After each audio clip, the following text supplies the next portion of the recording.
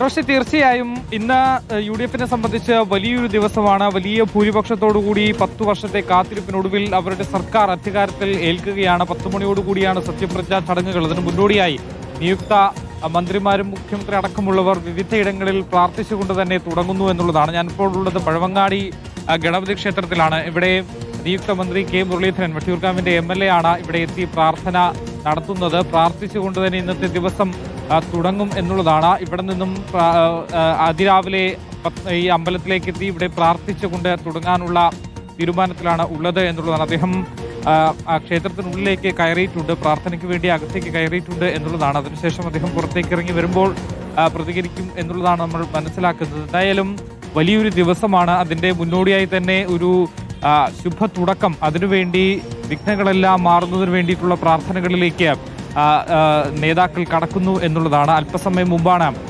നിയുക്ത മന്ത്രി കൂടിയായ കെ മുരളീധരൻ തൻ്റെ വാഹനത്തിൽ ഇവിടേക്ക് എത്തി ഇവിടെയുണ്ടായിരുന്ന ആളുകളോടും ഭക്തരോടുമൊക്കെ സംസാരിച്ച ശേഷം ക്ഷേത്രത്തിനുള്ളിലേക്ക് കടന്ന് പ്രാർത്ഥിക്കുന്നതിലേക്ക് എത്തിയിട്ടുള്ളത് എന്നുള്ളതാണ് അറിയുന്നത്. അതിനുശേഷം അദ്ദേഹം പുറത്തേക്ക് വരും എന്നുള്ളതാണ്. കനത്ത സുരക്ഷയിലാണ് തലസ്ഥാന ജില്ല ഉള്ളത്. ഇത്തരത്തിൽ വിവിധ നേതാക്കൾ രാവിലെ തന്നെ വിവിധ അമ്പലങ്ങളിലും ദേവാലയങ്ങളിലുമൊക്കെ എത്തുന്നുണ്ട്.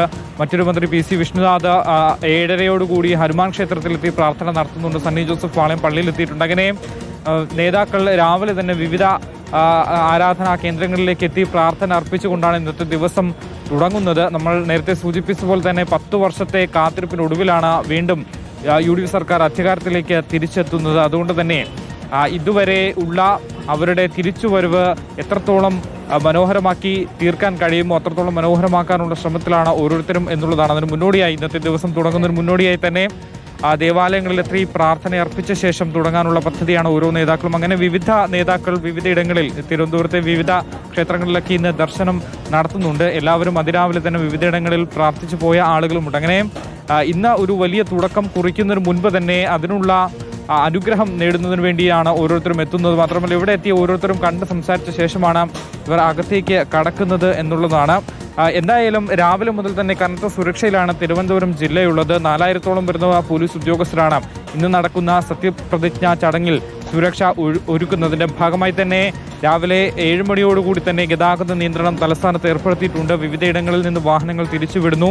ഈ പ്രവർത്തകർ 100,000-ഓളം ആളുകളാണ് ഇന്ന് ഈ ഒരു ചടങ്ങിൽ പങ്കെടുക്കാൻ എത്തുന്നത് എന്നുള്ളതാണ് വിലയിരുത്തൽ. ഈ വിവിധ ജില്ലകളിൽ നിന്നുള്ള ആളുകളടക്കം ഇങ്ങോട്ടേക്ക് വരുന്നുണ്ട്. അവരുടെ വാഹനങ്ങൾ പാർക്ക് ചെയ്തിട്ടുള്ള സ്ഥലങ്ങളടക്കം രാവിലെ മുതൽ തന്നെ പോലീസ് കൃത്യമായി അവിടേക്ക് മാത്രമാണ് വാഹനങ്ങൾ ക്രമീകരണങ്ങളെല്ലാം അങ്ങനെ പൂർത്തിയായിരിക്കുന്നു. പാളയം പള്ളിയിൽ സണ്ണി ജോസഫും പഴവങ്ങാടി ഗണപതി ക്ഷേത്രത്തിൽ മുരളീധരനും പ്രാർത്ഥിക്കാൻ വേണ്ടി കയറിയിരിക്കുകയാണ്.